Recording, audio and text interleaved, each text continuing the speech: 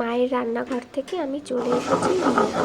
তো দেখতে পাচ্ছ সবাই, আর এটা দারুণ রেসিপি। মা পোস্তটাকে বেটে নিচ্ছে, কাঁচা পোস্ত। আর এটা হচ্ছে পটল ভুঁই থেকে তোলা পটলের কচি কচি শাক। তো এটা একটু শাকটাকে ভাপিয়ে নিয়ে মা করেছে একটু পাঁচফোড়ন ফোড়ন দিয়ে, জাস্ট পোস্ত কাঁচা লঙ্কা দিয়ে আর কি একটু রসা রসা করে রেখেছে। আর হচ্ছে কোনো সেরকম মশলাই এটাতে এই শাকে লাগে না, এবং এই শাক খাওয়া কিন্তু প্রচণ্ড উপকারী এবং একটু অন্যরকম লাগে। সবাই তো সবসময় আমরা লাউ শাক কুমড়ো শাক খেয়েই থাকি, গরম গরম ভাতে কিংবা শুধু মুখে ডাঁটা শাক চচ্চড়ি যেরকম খাওয়া যায়, তো সেই হিসাবেই আমরা খেতে পারি। খুব টেস্টি হয়।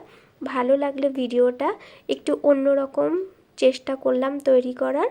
তো লাইক শেয়ার কমেন্ট করে দিও, সাথে থেকো, পাশে আছি।